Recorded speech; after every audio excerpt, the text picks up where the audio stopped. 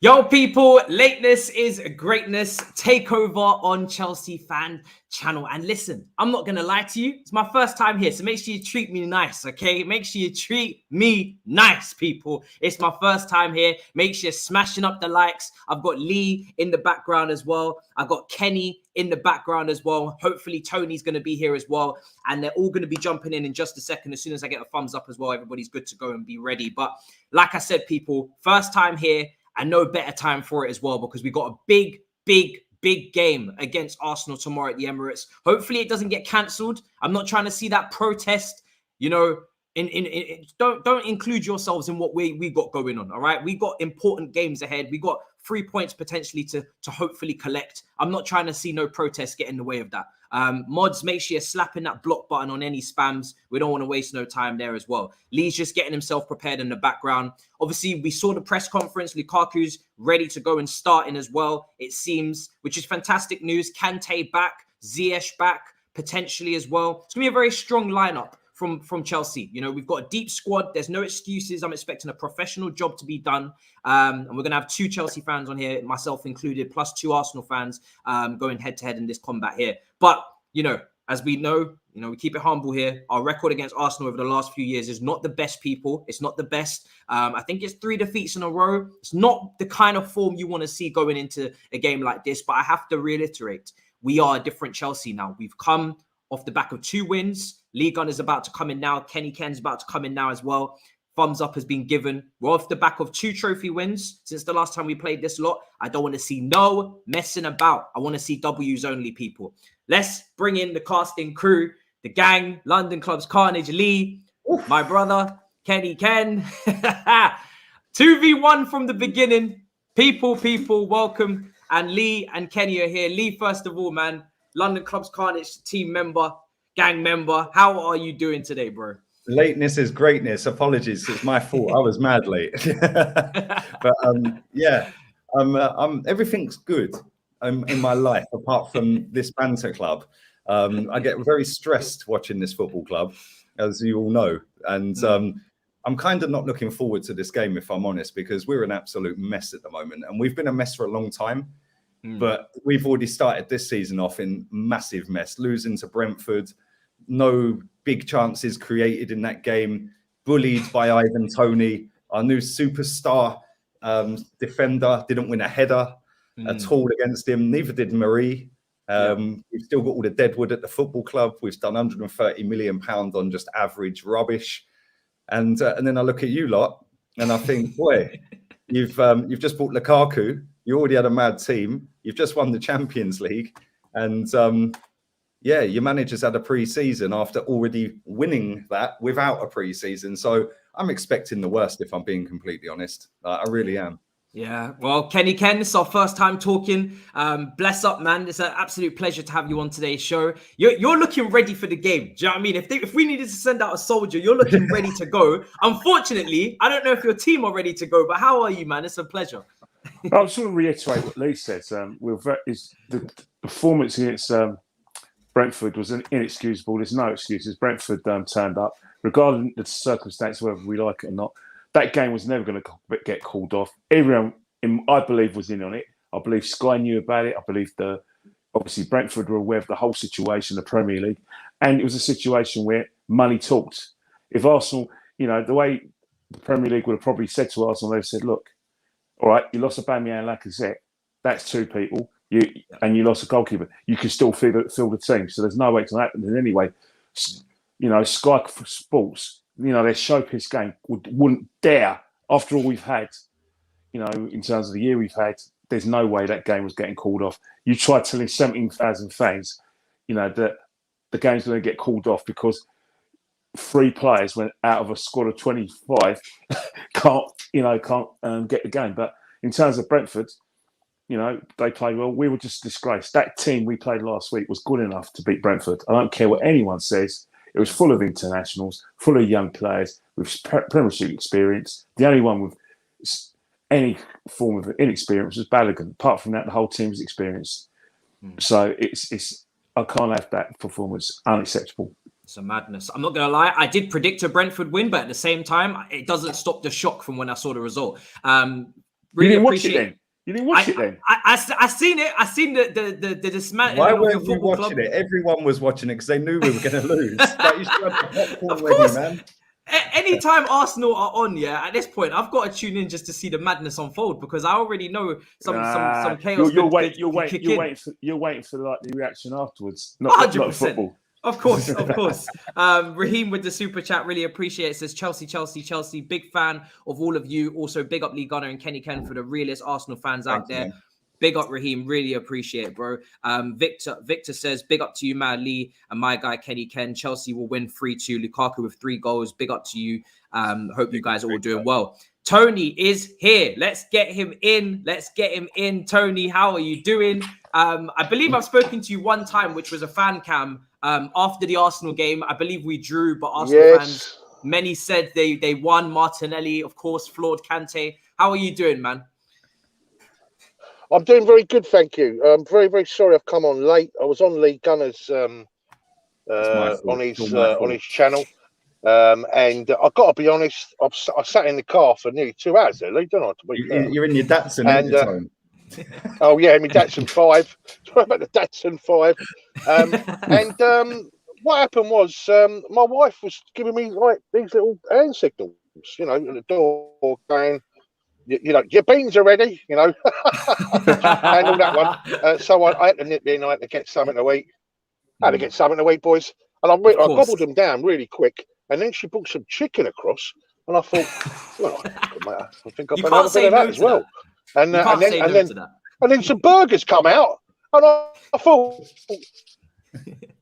oh my God, you know. So apologies for that. Good to see my old friend there, Kenny Ken. Obviously, I've known Lee for 20 years. Kenny Ken, we will do our customary hug outside the Emirates tomorrow and send everyone mental. Even the police will work it out. We always do it outside.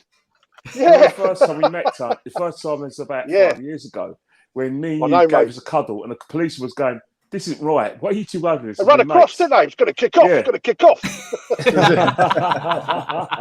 And we're giving it all that. We're giving it the love. And we said, "What are you doing?" I said, "I love him." He goes, "Yeah, I love him." I goes, and I had the blue top on, didn't I? And you had your red. You had your red top on, and there was everyone looking at us going, "What's going on? What's going on?" You know. But no, great to see you, buddy. I've had to listen to Tony Rolfe waffling about Chelsea. I was in the car with him the day Abramovich bought the club. Yeah, we used to work together, right? And I had to get out of the car in the end. And you were right. Everything you said that day. Oh, world domination, Geezy. Wrong was I, Lee? Let's be honest. Let's have it right. 26 trophies in 26 years. Oh God, listen, mate. What can we say, boys? You've either got it or you haven't.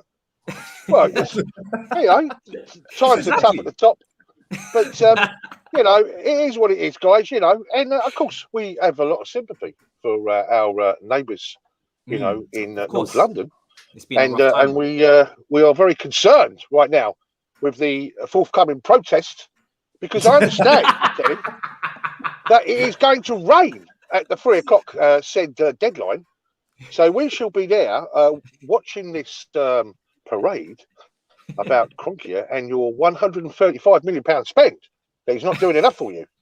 And, well, you cannot make it up, can you? You cannot make it up, Ken. You cannot make it up, mate. Yeah, but there's other issues. Because do you know what, Kenny? Can I just say something, mate? Sorry, mate. It's almost as hideous.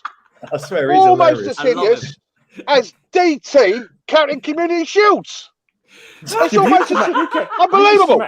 You can community shields, DT. But in part of your 26 trophies you won since 2003, I'm sure there's your Super Cup. 97. All right, but you know, you say 97. All right, because I know you before 1997. You didn't win a trophy. You didn't win a trophy for 26 years before 97. If you count the full Members Cup, no.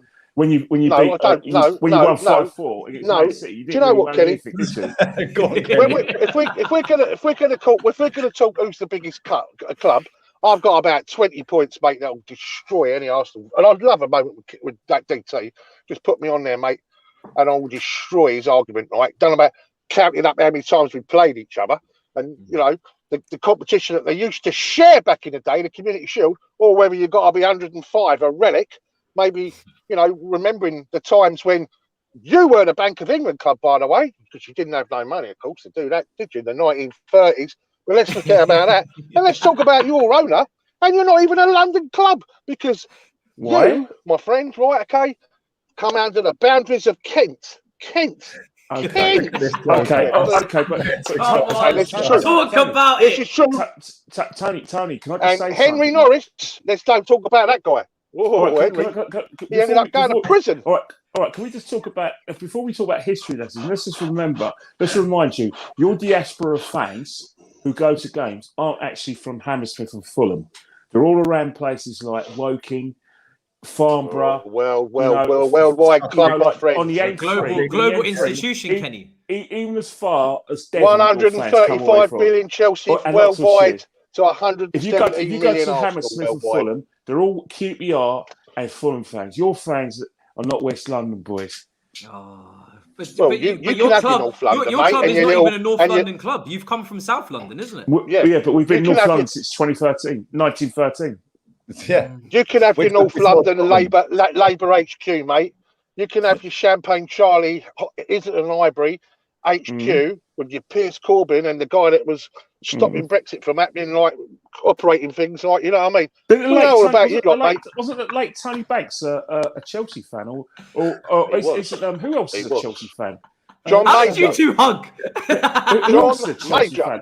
Oh, yeah. Wait, I used to who's the guy at the big breakfast? Who's the guy at the big by the breakfast? way. Every single day, this guy used to drive me mad. Johnny Vaughan. That's all your supporters are, isn't it? Johnny Vaughan. Yeah, that's right, mate. Who was the guy that used to do Soccer AM? What's the point? What's the point? Who was he? He's a Chelsea fan. Lovejoy.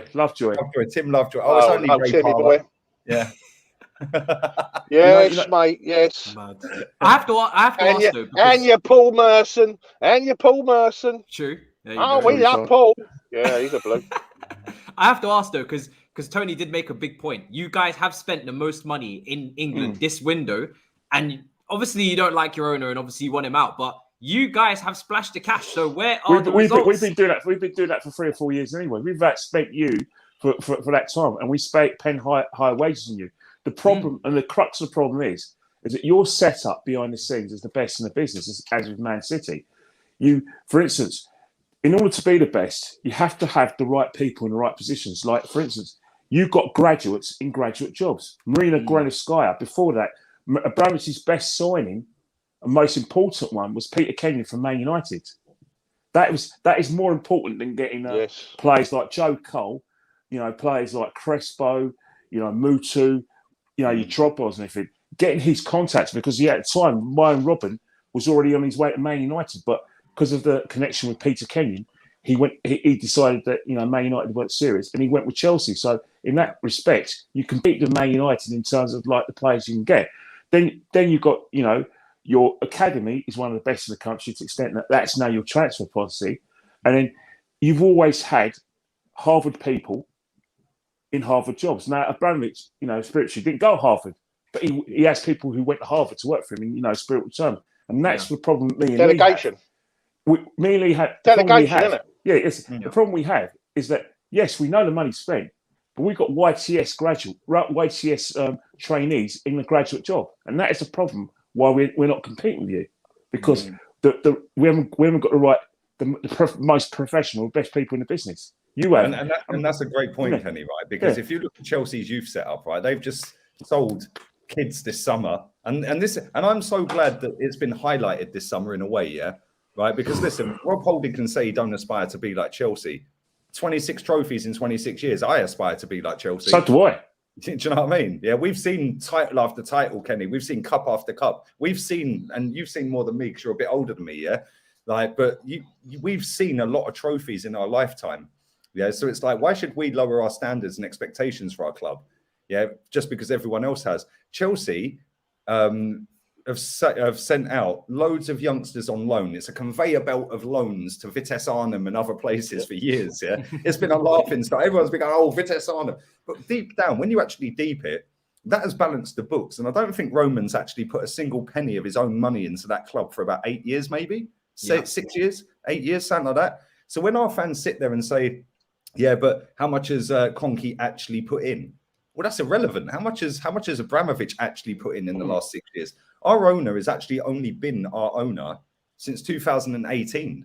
Since then, we've got the highest net spend in Europe. Yeah. Yeah. And that is why, is that why you always say that the main issue is Arteta and not the ownership? This time round, the main issue for me, and I think Kenny's the same, is pretty much the fans. Yeah, because, and I said this on the show I just did with Tony and Eunice and Tom, is that your fans are ruthless, man. Like when Benitez got the job, the first game against Man City, the whole stadium were holding up banners. You're not our manager. Yeah, like literally at Arsenal, you can't get a banner in unless you plug it, mate. Like seriously, it's like you ain't getting a banner. Yeah, but I think look, just to carry on your point, I think the trouble with our fans right now is that there's a bit of a conundrum with a lot of our fans. They're now into that sort of deposition, like win, draw, lose, everyone on the booze, and then you have fans who have aspirations to be journalists and have their own YouTube channels. So they know their audience, and they want to come across as very like positive, no ranting, not negative. And it's a case of like they'll have this sort of mantras that really don't exist. A supporter is someone who supports the club through thick and thin. Well, why thin? How about thick? And then you have ex-players who represent the club. I'm not going to name their names, and they'll talk about them. Ian Wright, wheel him out on a kit drop. Yeah, here we go. Every time you want an Arsenal kit dropped, just wheel out Ian Wright. Every time you want a pre-season tour marketed, Ray Parlour, he'll have his drink, he'll have his Jaeger, and he'll go, "Cheers, guys!" That's it. In 10 grand or whatever he's getting paid and going on a free tour to Singapore. You got Martin Keown, sitting on TalkSport the other day, getting absolutely crucified by one of our fans. What a phone call that was! The guy said to him, "You don't believe in Arteta. You played under Wenger at winning days. You came in and won. Yeah." And he goes, "Why are you backing him just because you're getting a few quid out the club?" And that's how it is. Kenny's got a great point. And like too many people in our fan base have a conflict of interest. The journalist, David Ornstein, sat on Sky Sports yesterday. Said Odegaard was a good signing, didn't he? It weren't so much that. I can come to that later and totally destroy his creativity because he passes the ball backwards more than he does forward. In fact, it's on the Premier League website, stats website, But he was talking about Ramsdale. And this is David Ornstein with about 1 million followers. Then he's on Sky Sports pumping that out globally. Then he's on Football Daily globally. And he's sitting there saying, "Well, I don't like the way that fans are questioning this decision. Well, I don't like the fact that you don't ask the right questions in press conferences, mate." Not only that, he then sat there and said, "Ederson and Alisson, where were they when they were 23? Hold up. Ederson was winning a double, mate, in Portugal. And this is what's so confusing to me. Final that they won 6-2, by the way. Then he won a treble the next season. Alisson was playing for Brazil at 23 and en route to Roma. And this is the thing. That now was them. Then another tweet was put out by a Football London journalist. And I've said this a million times before. For the Arsenal side of Football London, they are worst of the worst. They're worse than the Sun. For Tottenham and other teams, I can't talk for them. But for Arsenal, they don't do what they're supposed to do. They're supposed to be the link between us and that football club. And they are supposed to go in there and ask questions we want answering. Instead, they don't. They go in there and think, "Oh, well, if I don't upset the apple cart, I might get the Kroenke interview." And then what happened is this journalist put a tweet out saying, "This goalkeeper at 23 was a reserve here. This goalkeeper at 23 was a reserve here. This one." So now every time you go against this signing of Ramsdale, you're getting, "Well, where was Ederson and Alisson at 23? And then you're getting all of the, then you're getting the other fans, like Kenny said, that are aspiring journalists saying, "Well, look at David Seaman's journey at 23. He was let go by Leeds, and then he went here, and then he went there." I'm like, I couldn't care less, mate. Name me one goalkeeper in Premier League history with over 100 goalkeepers that have been relegated, that have been relegated and then gone to a top 3 club in the country, because we're the 3rd most successful in this country at the moment, before you lot would take us, for £8 million more than they signed him for. You cannot give me one goalkeeper that's done that in Premier League history. So what makes this guy so special then? Because a week ago when we bid for him and it was rejected, one single Arsenal fan wanted this goalkeeper. And you know I'm mad active on socials, It's true. One fan wanted him. Now, you don't want him, you're a fake fan. Well, that's because of the fan base, the journalists, the peddling. See, that's the thing. I saw a lot of stuff on people's timelines actually getting pretty upset because they kept on talking about the fact that he was associated with teams that got relegated. And they said that he's a poor goalkeeper. Now, me personally, my attitude is, if he's come to the club to take the number 1 jersey of Leno, and his ambition is to be England's number 1, then I think, right, you're for me. Because I don't deal with reserves. I don't want you to come and trouser money for my football club and be a reserve. So if you're hungry, you've got half a chance of me. But in terms of like, Tammy Abraham's a good example. A lot of fans are like lukewarm about Tammy Abraham. Now, myself, I still think we need a striker. I'll never publicly say we're signing. But a lot of Arsenal fans were saying of Tammy Abraham. Now, if Tammy Abraham, went to Arsenal, the same people who were criticising the prospect in coming to football club will be shouting down anyone who didn't want him here and say, well, you're not, how dare you have a go at our players and blah, blah. Who do you think of? But hang on here. Before they signed, you weren't interested. Yeah, exactly. Surely you're contradicting yourself because you're saying in a roundabout way, you have high standards as well. But you lower them because you think you're backing a manager. But hang on it, until the mentality of Arsenal fans change, sorry to cut in, Keddy. Yeah, that's the thing, right? This attitude of, well, now he's one of ours, we have to back him. Why? I don't back mediocrity, which is why I've never backed this manager. Which is why I've had a few for 2 years. Literally, I've been battered for 2 years. You guys know this, right? I've still not backed him. When we beat you in the cup final last August, I could have flipped and said, I'm backing him. I trust the process. No, because I don't believe in him. Ben White. Apparently everyone in the chat saying he's got COVID. Apparently, is that true? Lukaku. Is that confirmed? Well, it's a rumor that's come out recently, and everybody seems to be talking about it. We won't get to know about it because Sky don't want to lose their showbiz game tomorrow, so they'll make sure it doesn't get out. I'm not sure if that's actually confirmed, but if it is confirmed, I'm not sure who you guys are going to play at centre back because. Rob Holding. Well, should you not really be? I mean, should you not be really switching to a back 3 to maybe match up with us and go counter attacking? I mean, It's too negative. It's too negative because the thing is, when you play a back 3, you're basically trying to hit Chelsea in a break. Now, 3 times we've done that in the game at the Bridge, the FA Cup final definitely, and to a certain extent, when we played you at Boxing Day. Now, Tuchel to watch 3 games, and he's going to try and combat that because he will expect, Chelsea, Arsenal to have bodies in midfield against you and expect the pace. So so when teams hit you in the counter attack, what you do is that basically you push on them, and then you say to anyone who plays your wing backs or one of your front 3 to right, help us out here, mate. I need you to help Chilwell. I need you to help Aspilicueta and say, right, boom, stop that counter attack. And try and win a pressing game. So what you've got to so how Liverpool would do it in the front midfield 3, press, condense, and then when you condense, you're going to stop the counter attack, and then you're going to say your fullbacks, boom on because they're leaving space up here, and that's how you're going to do it. So I think Arsenal got to abandon the like a 3-4-3 and go 4-3-3 because Chelsea be expecting that. I just think the last time, obviously, I've seen you guys play the back 4 against Brentford, and your 2 centre backs were definitely bullied basically against their front line. Maybe it's because you don't have a quality selection of centre backs. Maybe it needs to be a numbers game for a second, where potentially you guys just try and outnumber us, and you have more defenders than we have, and you try and go that way. We have to be in the front foot. We have to be in the front foot, Matisse, because if we so much for a start, a crowd. Probably because of what happened last week, will want us on the front foot anyway. And I think 4-3-3 attacking is the only way you can win trophies and we do one a league. Because I think if we sit off you, you've got too many ballers now in midfield. Yeah, and the thing is, Ben White's never played in a 2. Yeah, so he's played in a 3 at Brighton. Yeah. Why did we play him in a 2?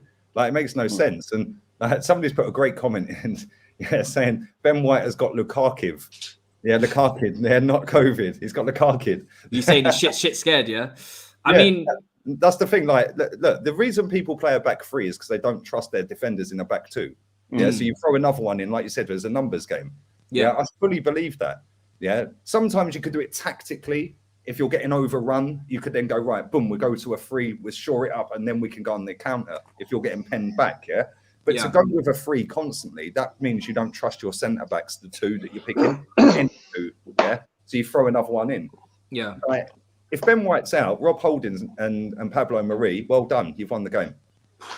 That's what I was about to say. If you don't have Ben White, I don't really give you. I mean, I don't. I obviously I'm confident. I've gone with a 2-0. I think in terms of heading, Rob Holding does like a header, and but probably Lukaku's a different player from when he was even at Everton and to Man United. I think what's happening is that he's played a lot with Martinez, and the thing with what Arsenal fans are going to be surprised about is that he's going to alternate between that front 3. Because 1 minute he's going to be on the left, and he's probably going to be on that right hand side, and in order to create space for Havertz and Werner to run into. So it's going to be I think if Chelsea play a front 3, it's going to be a very flexible front 3. But initially he would be, like trying to spin the defenders and create space, but also he'll try and stretch teams because you've seen him do it for Denmark a lot, and he did it at Everton for a certain extent under Martinez. And I think Tuchel's going to play him the same way. Yeah, I'm very interested to see as well. I mean, I think Lukaku, the key for us is to make it a physical battle. Brentford made it quite physical for you guys, and Arsenal kind of showed that they're still soft. When I look at your team outside Partey, who's obviously injured, I don't see who can handle any sort of physical battle. 1v1 any Lee, sort what of about Xhaka? I'm shocked, absolutely shocked that Xhaka was given the armband ahead of Tierney as the next person to Aubameyang. Why are you after shocked? all the stuff he's had? Why? The evidence has been there for all to see. He begged him to stay, when he should have been binned anyway for telling us all to do one. But he wanted to leave, didn't he? That's then the crazy he flirted with Roma, and then we decided, you know what? Yeah, we're going to reject 12 million plus add-ons, and we'll give you a pay rise. A pay rise. I would have took the 12 million and booked him on the next private jet. I said, we'd even pay for it. Like, seriously, it's embarrassing. And the funny thing is, we've replaced Xhaka with Xhaka. We've replaced Odegaard with Odegaard. He's actually Odegaard because he's woeful. Yeah, and I'll come to him right now as soon as we're on him. Yeah. One big chance created in 14 league games. This is the creative spark we need, One big chance, 2 assists, 1 goal. The 1 goal was against Tottenham and it deflected in. But listen, he was in the box. It was on target. It's a goal. Yeah, I'm just making the point. It was deflected in. Yeah. Passes forward 112 in 14 games. So that's what? Less than 10 a game? Yeah. 150 passes backwards in 14 games, which is more than 10 a game. So he passes backwards more than he passes forwards. 2 through balls in 14 games. And this is the creative spark that we've been missing, If he was he played it very cautious last year when I see him. He seemed very passive. That's how he is. He's got some nice little flicks and tricks, but what he'll do is he'll fly out to the right-hand side, and get in everyone's way. It's like... But what I will say is that at Real Sociedad, he was looking like a damn good player on loan. The only issue is, for me, is that you spent upwards of over £100 million, and I can't see any jaw-dropping player in there that makes anybody turn their head. Even if these guys are to play to their potential, I don't think it takes you anywhere above probably about 6th. And that's with you guys playing once a week, which I've been saying you should be taking advantage of. I said this the other day, right? We signed Nuno Tavares. Say it, Kenny. You say it. His name is Nuno Tavares. Nuno Tavares. Nuno Tavares. Kenny on Portuguese name, spot on. We bought Nuno Tavares for 6-7 million as a backup left back. Cool. I've not got no issue with that whatsoever. We're getting rid of Klasenak. Cool. He's doing his backup. We've signed Sambi Lokonga, who actually looked half decent. He actually was one of our better players against Brentford. Again, another youngster, 17 million. We've then signed Ben White for £20 million at least, too much. He should be 25, 30 million. We've paid 50. Any one of us could have phoned up and said 50 and they would have said, So I'm not giving one credit for that deal. We've then signed this goalkeeper who's been relegated 3 times in 4 years. He's basically the Harry Maguire of goalkeepers. And we've paid over the odds. And then we've signed Wodegaard, who's got 1 goal, 2 assists, and passes backwards more than forwards, and 1 big chance in 14 games. Willian did more than him last season. I know Willian played more games, but Willian did the same amount of assists on the opening day against Fulham as that guy did in 14 games. And he scored the same amount of Premier League goals as well, by the way. Jesus Yeah, and Christ. this is the thing. When it's fashionable and the PR around the player. Now, let me ask you this, yeah? Out of all of them 5 players I've just named, how many of them will exceed expectation and price tag and be worth more at the end of their contract than they are now? My guess is Sambi Lukonga, and that's about it. Yeah, and that tells you all you need to know. I mean, Tony, from your perspective, are you worried about any of Arsenal's transfer dealings this summer at all? He's worried about his burger, bro. That's what he's worried about. How do you see it? No, no. If I was an Arsenal supporter, I'd be distraught with a capital D. And I'll tell you why. Because great, you know, Arsenal are the biggest spenders. Well, great. Just bought a load of tat. You have bought a load of tat. You've got no one really that goes, wow, look, Arsenal made a good transfer. Want to pick up on all the points that have been made. Kenny, bang on with everything you said. And Lee, you're absolutely right. Your biggest problem is your fan base, your supporters, and a lot of your big supporters' channels. And I'll tell you the reason why, because they are restricted by who they're associated around them with. So therefore, they are going to say things that contradict what the real truth is. I mean, they're not going to turn around and say you had a crap window, are they? I mean, seriously, as supporters, yeah, truthfully, right? Are you impressed with what you've done? I mean, the weird thing is, it's like, you know it's all wrong. So therefore, the march, right, the protest, right, okay, technically, right, okay, you're on the right side of it because you were promised this dream when you went to the Emirates that you'd be competing with your Bayerns and you know it hasn't materialised yet. But so the reality is, right, okay, in principle, it's the right thing to do. But guess what, guys? It's almost like you're 5 years too fucking late. It's like you're waking up now. Yeah? And it's true, isn't it, Ken? Right? Yeah. And I can look back at Arsenal, 203, 204, and you look at that invincible side and you look at those players, absolute quality, yeah, from top to bottom. But even in the last 10 years, you know, I remember your Sanchez and your Cazolas and you know what I mean? And now you look at an Arsenal side and I go, well, on paper it looks, you know, you talk in terms of, I watched you quite recently, Kenny, and it's like you're demanding top 4. You are demanding. Well, yeah, I've seen. It should be. I mean, I know. The reason why, you guys can say it's not realistic and you're entitled to that. But I think what's happening is that the aspirations of the football club should be the bare minimum. You have to aim high, because I think what's happening right now is that you have to kill and squash people like some of our ex-players, with the exception of Paul Merson, who's, well, you say Chelsea. But a lot of our ex-players are trying to sell this trust the process situation. They're trying to sell, well, give them more chance. When you've seen 2 places. The latest one is Project Youth. We've just loaned out the centre back we spent 30 million quid on. Gendouzi. We've sold Joe Willock, who actually scores goals. Yeah. Do you know what I mean? We've binned Martinelli because we're converting him from a striker to a striker who barely plays. Maitland-Niles is going to go. Reece Nelson's going to go. Not that some of these are any good, but if it's Project Youth, the youth we're bringing XT, isn't it? The youth we've got. Yeah. They make it up as they go along, though. And I think what's happening is this, it's again, what's happening is that a lot of the players are influenced by the club, and then again, because they see themselves as fans of the club, and really and truly they're just employees. You know, my mentality is, and I've had arguments with people. The club, Arteta, the players, they work for me. Yeah, I set the standards, and they follow the standards I set them. And the standards and expectations are very high because of our status of a massive, massive club. So when you're at Arsenal Football Club, you have to challenge for the league every season. You have to at least get in the top 4. And then when you get in the top 4, you do what George Graham did, and then you do what Arsene Wenger did in 96, 97, when we missed the Champions League on goal difference, or what we do what Tuchel did.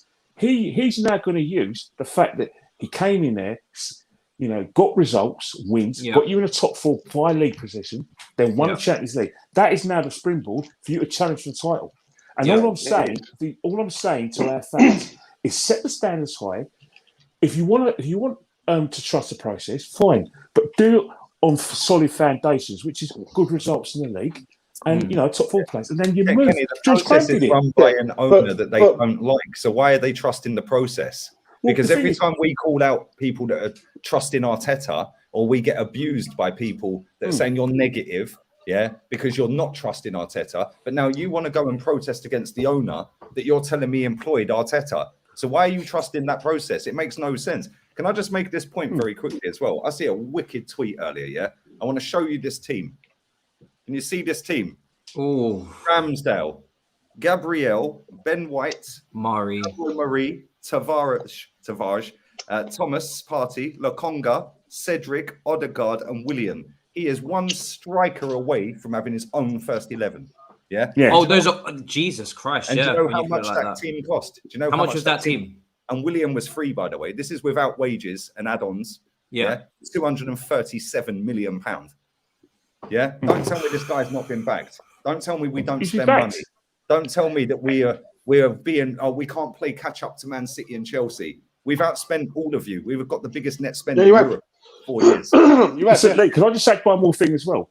One of the things that I find really confusing still over the week, people talk about, Arteta has gone from wanting Tammy Abraham as his first choice, to wanting Husam El Awa, and to wanting Andre Onana, who all, by the way, take away Tammy, but those two players would have been cheaper than Odegaard and Ramsdale.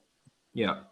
And we haven't got them. We've gone for like players. Now, if business wise they say there's going to be huge transfer fees, they expect them to come good. But we need experience right now, and then take care of itself. Onana would have given us, about 3 or 4 years. We know who's some way out. More than that, he's 25, Kenny. There's 25. It's all right. And then ours only about 22, 23. So I don't, unless there's something wrong with medical, I don't understand why the cheaper and better options we haven't gone for when, there's two big. He's on a ban, and then he's on the AFCON. Yeah, so why did that? Ryan on a free? Yeah, but Chelsea have got loads of African players as well. And then bring Onana as well. All these players over the years. There's 2 issues here, though. Arteta doesn't seem to be under pressure, which I find quite alarming, considering Edu was part of, not a big part, but part of a successful Arsenal team that, he knows what it looks like to win. And obviously the people higher ups don't seem to give a shit at this point, but that's cool. So there doesn't seem to be any pressure on Arteta, but also, like you said, with the recruitment is very confusing. Now, Tony, it seems like it seems like Arsenal fans kind of want what we've got, which is kind of erratic at times, a lot of drama. We sack managers quite quickly, as we saw last season, but it can turn into gold dust very quickly. How do you feel about it from a Chelsea perspective? Are you happy with the way that we function, or would you crave that kind of longevity that Pep and Klopp have? Right. Okay. So you've got to remember, right? Okay, it's perception, right? It's how you view things, right? That's what really matters. Okay. So the perception is that we hire and fire all the time, and that's how we get our success. And we're this kind of this complete and utter multitude of madness, but somehow it works. Bullshit, right? When Abramovich came in, and we were building, right, we based everything based on successful circumstances. For example, our training ground, right, we based that on London Colney. Our women's team, we based it on Arsenal. We nicked Emma Hayes. Our buying kids all around the world. We didn't just start to develop lads from the local areas of Battersea, We went all around the world, right? And they went, well, he's probably the best kid, 13, 14 years of age from Portugal. He's the best kid. There's lots of talk about this kid in the Barcelona Youth Academy. Oh, look at this guy over here playing for Boca Juniors, right? And we bring all these kids together, we pay them off, right? Now, Arsenal were doing that way before Chelsea, but we just took their idea and expanded on it and done it better. Bits of the best clubs. Thank you. Now, commercially, right? We outflag Arsenal on so many levels, right? Deloitte, whether you look at it from a Deloitte perspective, whether you look at it, for example, Arsenal, right? they're so dependent on match day revenue, right? They have 17,000 more seats than us on a match day, yeah? And yet we turn over more money because our commercial activity is more aggressive. Back to Kenny. What did we do back in the day? Who's got the best commercial activity in the world? Well, it's Manchester United. Yeah. Right? So what do? You emulate Manchester United, right? That's all I'm saying. And that's all I've been saying, Tony. It ain't rocket science, right? Okay, now you've got to remember, do you seriously think Roman Abramovich, right, amasses £14 billion, right, because he's just a lucky bloke, right? You know, mate, the geezer's got about 6 yachts, mate. He must be the luckiest geezer in the world. Yeah, he's got the 4 largest. He's got the longest yacht. He's got the widest yacht. And he's got the biggest yacht. Listen, the man don't fuck about. I swear to God, he's got over 30 fucking cars. 4 of them are like literally limited editions. Have you seen them? I haven't actually. No. I saw the painting he purchased. He's got an art collection like you wouldn't believe. Yeah, he's got an art collection that would buy you a new goalkeeper. Right, I'm telling you now. Right. Yeah. Facts, right. Facts. You don't suddenly become that great.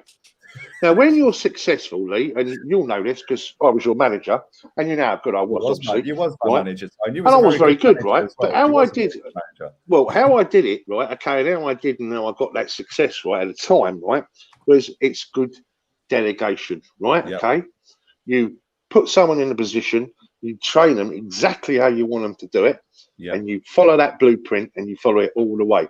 Do you think Marina Gavaskaya has just suddenly turned up out of nowhere?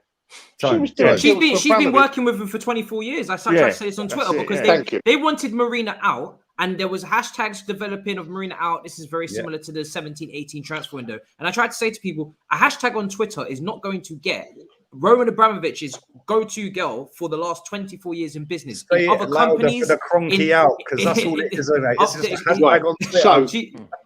So see what they've done with the women's trial, right? He took them out to Israel, the girls, our girls team, right? Put them on the yacht, took them all around Wailing Wall, through Bethlehem and everything else, right?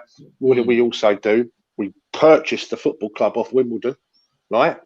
We said, right, that's your home now, girls. Don't worry about us. That's your home, right? He's fucking clever, mate. He's a clever guy, Any Chelsea fans that are listening to Tony for the first time, trust me, this guy knows more about Chelsea, than any person. I know more about Chelsea than most Chelsea fans because of this guy. Because of this guy. Yeah, this guy educates me daily for 15 years work. And do you know what? You made a great point about delegating, and you was my boss, and you was a great boss, because you knew you trained me exactly how you wanted me trained, and you were great. You were the best of the best. So that's why I said, Lee, you've got to set up a YouTube channel because you were telling me for time. Are class, mate. You're better than anyone out there. You are. Well, I'll tell you something now. I'll say this with the exception of Kenny Ken, and obviously God bless the rest of his soul, Claude. Much love, much respect to that man. Right. Let me tell you now, right? Okay, League Arsenal fans don't even know what they got, mate. With people like that, with Kenny and Lee and all that. All concentrating on the wrong angles. You're going and watching stuff where they can't say a fucking thing because they got sponsors and things like that. So they're what's the right word? They're tainted. They're trapped, right, in speech, right? So what is supporters channel supposed to be about? Isn't it about being able to speak freely as like fans normally do? Now, if you don't speak, listen, you can have all the best screens in the background and all the most best stuff. He goes out and the lights are on. That's my kitchen. And the first I've done my stream in the car, and that's because I've got kids in the background, so I can't the noise. Right. You go and look at some of these channels, they want to almost be like mainstream fucking football shows, don't they? Yeah, but Tony, they're trying. What's happening right now is that what's happening is that I've said to all of these guys indirectly, I understand the situation, and then it's possibly a very good career. You know, you get noticed by Sky. A lot of these guys are with agencies, so what's happening is that they'll get willed out. Oh yeah, this guy's going to speak in behalf of Chelsea, Man United. Fine, but when the club is in this kind of crisis, you have to put that aside and let's use our voices and use all our platforms to get us back to where we should be and set your standards high. Don't be scared of upsetting someone because at the end of the day, it's your club. Because the thing that gets me, these fans, right, is they're like that. and they try to be respectful. But the minute you say something bad about Arsenal, talk sport, slag off Arsenal, this one. But all right, you love Arsenal that much. Well, if you love it as much as that, and you don't want it to be slagged off, use your voices to let them know they're not acceptable. Tactic. It's a diversion tactic. I'm negative. I'm apparently irrelevant. Yeah, but I'm apparently destroying the whole fan base of millions and millions of people. But I'm apparently irrelevant. Yeah, it's the same. Rance gets it the same in the Man United circles. Man United have got about 1 billion fans globally, and he's so irrelevant. Yeah, always irrelevant. But then he's tarnished the whole fan base. Like you get it. Yeah, some other guys will get it as well. And this is I've got it today. I've got it today because I said. Yeah, you did. I said that I had a stakeholder in the club, and what I meant was an emotional stakeholder because I Arteta's not an Arsenal fan. None of the players were born Arsenal fans, and Christ, an Arsenal fan. The people who suffer if the club do not, get into Europe, do not win a Champions League, and don't win the league for it's going to be 18 years. The fans suffer because they're the ones who invested their time in the club. There's all sorts of fans, right? You've got fans who are now part of WhatsApp groups, and it's part of a social side for them.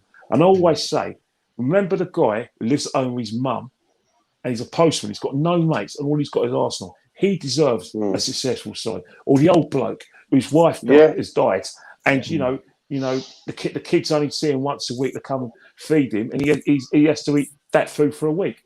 But all he's got is Arsenal. He needs Roman Abramovich has never, and he could very easily put those prices up, but he freezes it every year, don't he? He never increases it. Yeah, you're talking free away travel for us away fans, where it's virtually free, and it's 10 quid on an away coach, or most of the time he does it free anyway. We're talking about, but I think our DNA is different to yours. I've got to tell you why, because we had a real estate company, Marler Estates, right, that owned the rights to our ground. I remember that. I remember Marler Estates. Didn't they own Fulham? Yeah, they was going to call us West London Rangers. Can you believe it? I remember the headlines. Sounds like something from Prevolution Soccer. Honestly, unfucking believable. Didn't he die of a heart attack on the job? What, the Marler Estates guy? Yeah, he died of a heart attack on the job. It was Chris Times. Well, I tell you what, I'm serious. It happened. Well, actually, like, do you ever? Yeah, he did. Yes. No way. Well, Ken Bates. Well, people don't realise Ken Bates bought our football club. It's what pisses me off in the likes of your DT in it. I remember when you had 8,000. Yeah, that's not really quite true, is it? Yeah, DT. We had no fucking terraces that were open. That's why, mate. Yeah, so you can't fucking fill terraces that were banned at the time. Yeah, that's why there was 8,000 there, right? You know what I mean? These people are fucking so full of shit, and I wouldn't wish I was standing, mate. Like, you need to have a bigger voice on YouTube, mate. Yeah, and other social medias. Everyone out there subscribe to Chelsea SW6 because I'm going to go live from Monday proper. You know what I mean? You know that, Lee, right? I've got myself a little place now. Chelsea SW6. So yeah, cool. But you have to put things in perspective. We have been there where our grounds, our football club, was almost dead. So what did the supporters have to do? Well, I know what I did. I wrote out fucking cheques to Chelsea Football Club for their. I did. I wrote out cheques. Yeah, here's 100 fucking quid. Have it, right? And we all did, right, to keep our legal fees afloat so that we could defeat him. And Batesy, who bought us for £1 with the debt, right, got it to the point where he actually became a shareholder of the club that was actually the place that was trying to actually take us over. And he got himself into a positive position. And then, bingo, got a loan off, see you later, Royal Bank of Scotland, and the rest, as they say, is history. Matthew Harding come in, built the new stand, and then we went on to another level, and that's when we started to win trophies, i.e. Hullet and Viali, and, well, it was actually Hoddle that started the revolution.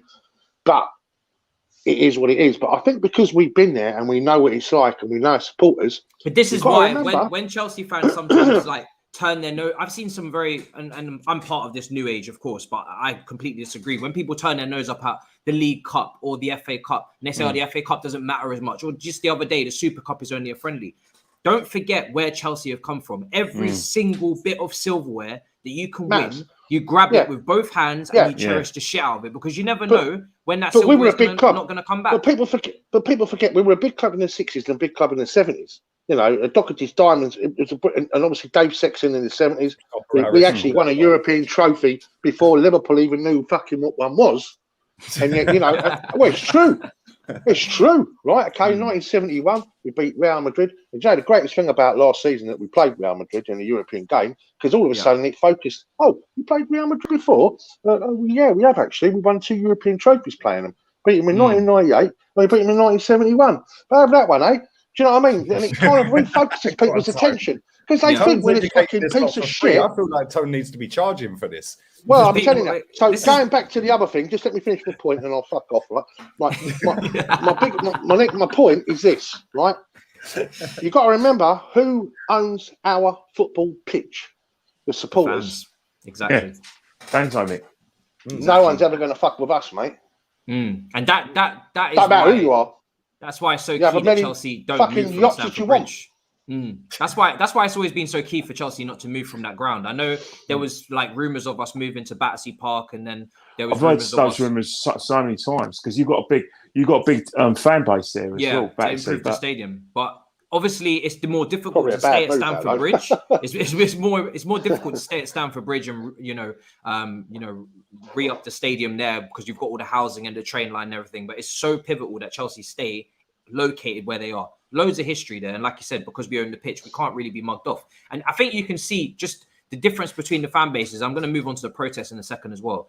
When the Super League was announced, Chelsea fan base on it immediately. As soon as the Super League was announced, Chelsea fan base on it immediately. Shut down. I found that quite surprising. I was quite surprising because I looked at the situation. I was thinking, hang on here. For a start, I understand why you're in it because I think Chelsea and Man City didn't need to be in the Super League. But they had, they didn't want to be missed. They don't want to miss out. So I think, we'll do it. Support the other big clubs. But it's your process. I was stunned at the veracity of it. It wasn't big numbers, but I was still stunned. We need you so we can beat you, and Yeah, I found it. But good luck, you guys. You're the first team to pull out as well, which made us stand, didn't it? It was like, well, Chelsea have pulled out, and we were like, well, Chelsea have pulled out. I was shocked. Well, and the funny thing is, Gary Neville thinks Man United, doesn't he? I was shocked. I wasn't shocked because I know why Stan Kroenke invested in this football club. I know why Peter Hillwood, and all that lot at the time were moving us to this Emirates Stadium. Yeah, Kenny, you remember 2002? Peter Hillwood standing there, RIP to him, going, "We've got the funding from Barclays to start building Ashburton Grove. We're going to go and compete with the best in the world." Blah blah blah. They knew what they were doing because they knew this Super League's been in the pipeline for 20 odd years, mate. Yeah, and it ain't gone away, by the way. Let me tell you. It's not gone away, not at all. It's not gone away. If you're talking JP Morgan, by the way, and if anyone knows anything about finance, JP Morgan, right? Okay, listen, all corporations, right? When you go right up to the top level, you're talking about the top 300, yeah? All the CEOs are the same fucking people. Make no mistake about that, right? That's what globalism is. Right, and when you get right at the top, you get two companies, primary companies. One's called Vanguard, and the other one's called BlackRock. You know what I'm talking about, Kenny? Yeah, right. Okay, and we're talking JP Morgan, right? Okay, yeah. And I'm telling you now, boys and girls, that is not gone away. That is just a little, not at all. Not at all. You've got to realise one thing right now: the 3 teams that need this to work are Arsenal, Man United, and Liverpool. But all those 3 teams. The 3 most successful in the country, by the way. Yeah, the most successful teams in the country. Hanging on there. Actually, they need this to work because simple reasons that the people who've bought those 3 clubs are looking to make a profit, and then they'll sell. They're only going to sell when this thing becomes successful, and it will happen, and it won't even be rebanded. And then what will happen is that they'll sell it. If Sky Sports were given the rights to the ESL, there's no way Gary Neville and Jamie Carragher, the 2 most northern working class fans, would have been out there his way through the lower league. Ridiculous, mate. Come on. It's Sky Television, the way they were fucking going on about it. Oh, football without the fans. You've got to give it to the fans. The way they're charging $9.99 for Burnley against Southampton. Exactly. You've got to care about the fans. Well, that's all right. I'll get up at 3 a.m. so I can get to fucking Newcastle for 12 o'clock kickoff because of supporters. But you're beaming it live to China. Yeah? How about that one? And how about fucking Sky? well, if you've got to give it to the fans, well, they're obviously not worried about their own fucking position, are they? Their own televised position. No, but it's got about the fans. It's a working class sport, Gary Neville. Working class. He was been in the working class for the last 30 years. Let's have it right.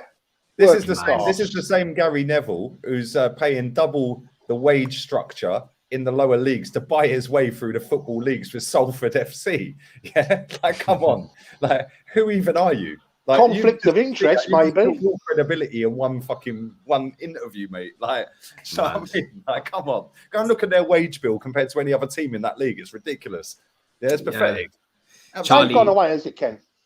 It's not going to go away for the simple reason. It's not going to go away because Real Madrid need it, Juventus need it, and Barcelona need it. And I think what's happening right now is that you can't stop the wheels of change.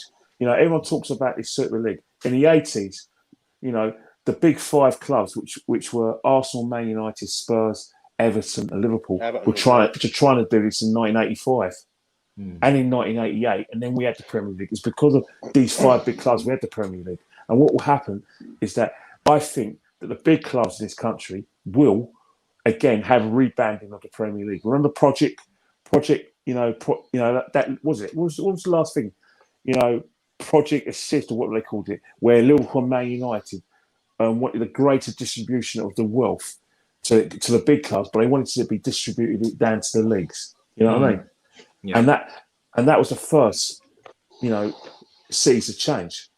And they were using the COVID situation because lower leagues weren't getting compensation. They're now doing it in Europe. I think what happens is that as long as you know UEFA stay powerful and stay together, then they'll be able to halt the slide. But inevitably, it will happen because money talks now. The minute you ask billionaires to come into your game, and they're going to run their football like they run their businesses. The same rule book that they've been running it with their companies for the last God knows how long to make them rich in the first place. It will go via television audiences anyway, Kenny, won't it? I mean, season ticket, what you'll have is you'll have one of those. We got cards. We got bank cards as well as their season tickets tomorrow. Oh, okay. Well, so what I'm saying is you'll have one of these, right? But instead of it'll be click in the turnstiles, it'll be put it in your satellite. You know what I mean? I think you've got to realise one thing is that the game on the pitch doesn't change. The tactics haven't changed. The formations haven't changed. You know, but in terms of like football right now, is that the game sells because the problem is that we've now got audiences where a game in say Malaysia could have a TV audience of about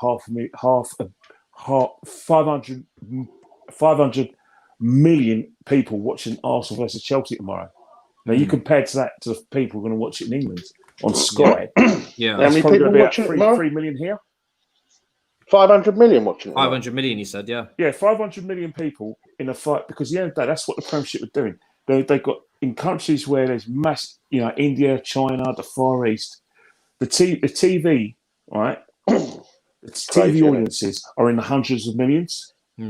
Hence the fact that, you know, you and Matisse and Tony, you've got a gap at 3 o'clock to go, you know, for a 12 o'clock kickoff at Newcastle because these guys, because you can't argue against 300 million people, the advertising, they're paying for the rights, so they want the games at the right times. Yeah, it's a few thousand versus that many. It's not doable. You look at the situation. We've got all crowds now.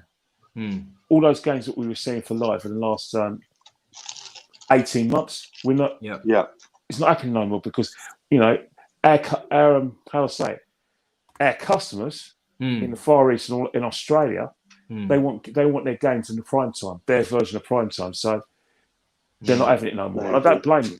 You know, you get what you pay for. 100%. Charlie, appreciate the super chat as well. Aaron says this has been one of my favorite football streams, top content.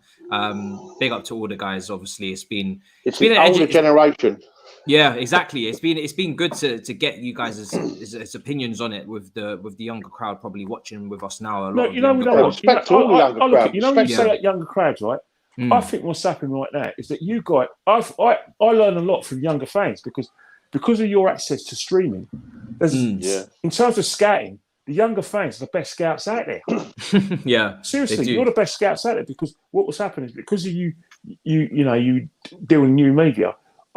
There's some players that I haven't even watched, and I have people, my daughter say, "Hey, watch out for this guy. He's bro, he's got," and they educate me, so it works both ways. That we both help each other. You guys are both going to the game tomorrow, aren't you? Yeah. So you? Yeah. I'm not going to the game tomorrow actually, but I must say I'm not going to the game tomorrow, but I'm probably going to try and go to the next home game because I think the game tomorrow. I can see the game tomorrow still in general sale for Arsenal fans. Do you think there'll be a lot of Chelsea fans in the home end? No, not at all. Because what's happened is that Cologne, Cologne 4 years ago, there was a situation where Tony knows about this. When Arsenal fans can I just say something? Yeah, I do know about that. You are right about the Cologne game. We were talking about this on the League Done, I think, earlier.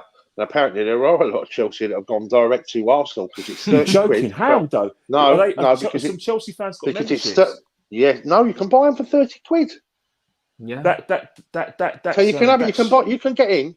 You can buy an Arsenal Chelsea ticket right now online at any bucket shop. You know a bucket shop. What I talk about bucket shops. You know ticket out agencies. Yeah. Normally, are you getting the price though, Tom? Because last week, when Arsenal fans 110, 120, I saw them 90 quid. That's still a lot of money. Yes, still. But I wanted to. It ain't though, Kenny. They're about 400 quid normally. Oh yeah, but all right. I hear what you're saying. But when I went to go Brentford away, I couldn't get an away ticket. But I went on a website, and 4 days before the game, they're quoting £275.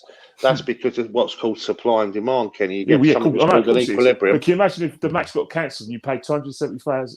But you ain't sold out, Ken. You ain't sold out, Ken. I've heard that people are going direct to Arsenal. Chelsea fans are. Have you not seen it in the teams? You've not seen it in the Chelsea groups?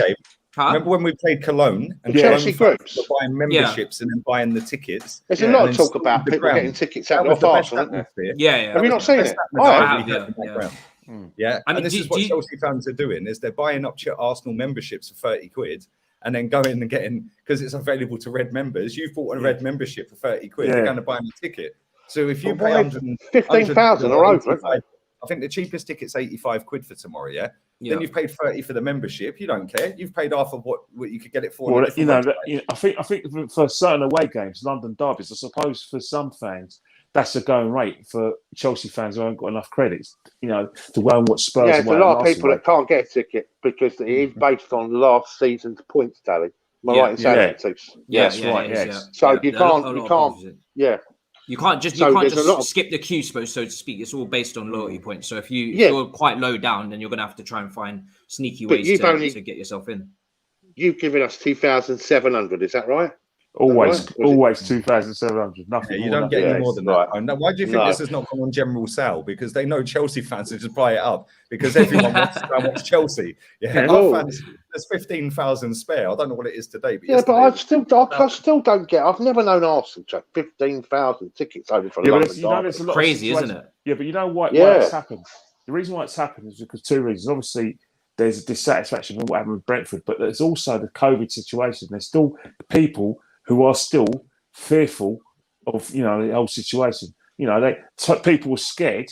I'm not buying that, Kenny. Do you want to know why? To show their status. I think it's a lot of that. No. You're right about that, Kenny. But can I also correct you again, my friend? Right? Arsenal have no COVID policy in place.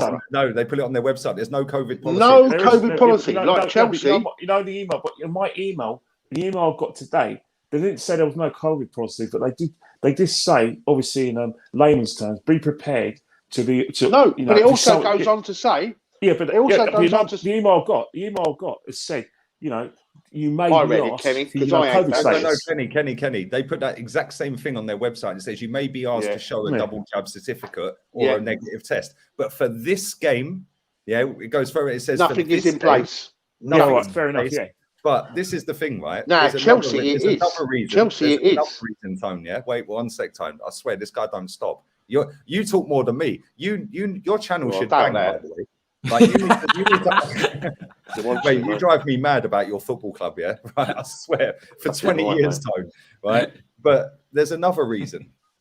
85 quid for a ticket, Oh, well. yeah, to go and watch that crap. Fucking When shocking, you have mate. done 18 months without Yeah. having to pay to go to games, Yeah. and you've had your mates round your house, and you can order up Domino's, Pizza Hut, drinks, Yeah, I get the get big it. screen on in your garden, get the gazebo out, and you can do 85 quid between 5 of you, and 4 of your mates might not even be Arsenal. That you know what? That's a good point. To go to games. That's the next. Why are you point. going to go to the game when you can have 5 of your mates round? You know, Lee, just expand on that point on the time. The atmosphere is dead as well. So It's not so much that, but if you look at the situation, right, I'm going to find it very hard to adjust going to the match tomorrow because, as I said, I've had wall-to-wall football. All right, I've had no crowds there, but I've actually got used to and actually quite liked being an armchair fan in the last 18 months, where I can get around. I'm sorry, I hate myself for saying it.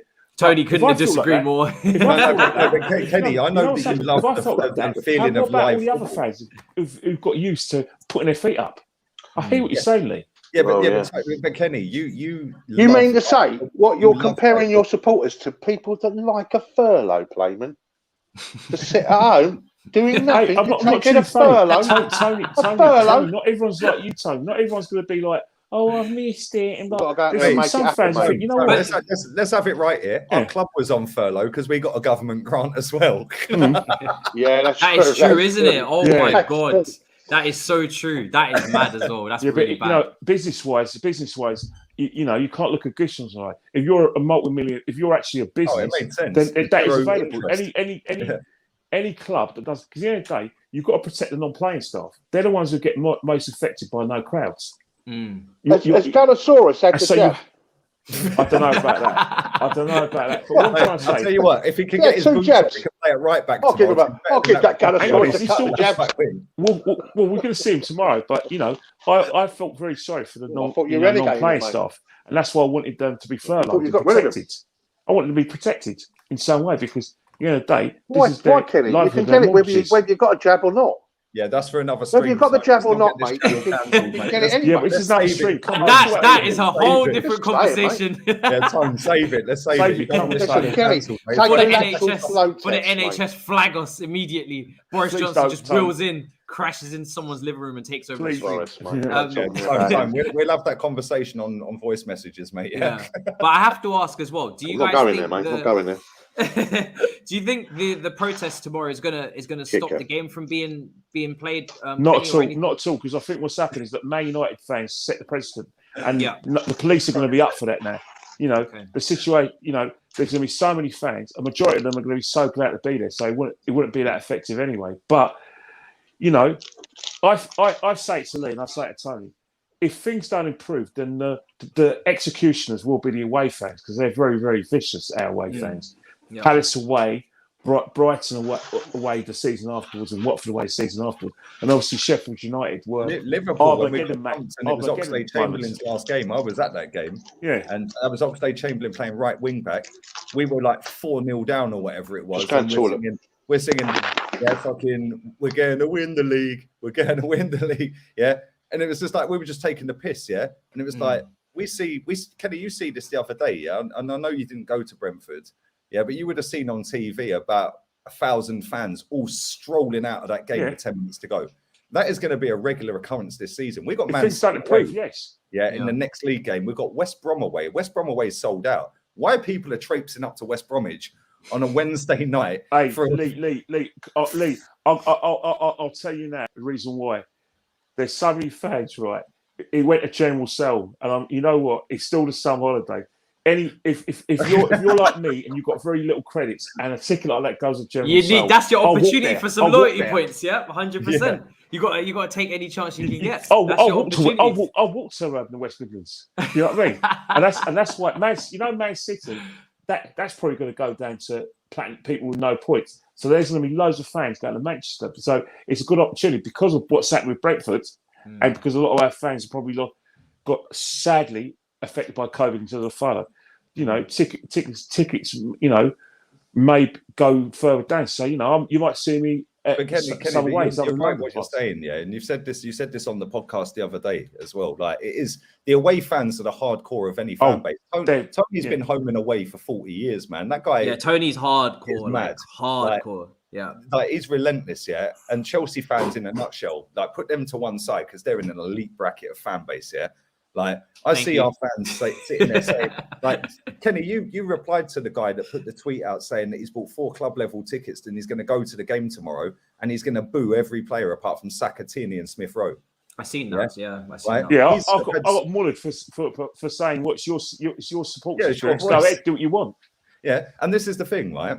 Some people have had enough of it, and that guy does go to every home game. By the way, the geezer who's bought them tickets, yeah, he's just bought club level tickets, but he does go. I've seen him in the North Bank. He goes, he goes week in, week out, right, for the home games. I haven't seen him at aways. I don't know if he goes aways, but he's a sound lad, yeah, and he's passionate Arsenal, and he's like. He's clearly dedicated as hell. Yeah, and this is the thing. Somebody said to him, "What, you're going to boo Ben White?" Yeah, and he said, "Yeah, I'm going to boo Ben White because after that game against Brentford the other day, yeah, where he didn't win a single header or a tackle, he was blaming the strikers. So he's already bought into the fucking mentality. Yeah, and this is the thing, right? People will sit there and try to tell you how to support your club. Kenny, you're a big person on this. You always say the club's the star. Yeah, that's your 100%. Yeah, the problem is nowadays, and I said this earlier on the stream that I was doing earlier, that why is it that people just want to be seen as the biggest star or the biggest fan? I don't get it. Why is it a competition to see who can support the club the most? I don't get it. And in terms of the protest, yeah, there ain't going to be no protest there tomorrow. Imagine turning up to the ground. Yeah, you've got your season ticket in your pocket. You've got this on, or your home kit on with Saka number 7 or Smith Rowe number 10, or Ben White number 4. Yeah, and you're going to go there and you're going to go, oh, I hate Cronky out, get out of our club, get out of our club. Oh, but I'm going to take my £1,000 season ticket out in half an hour and I'm going to put it in the turnstile with me 65 quid shirt with 25 quid name and number that the club get every penny of, by the way.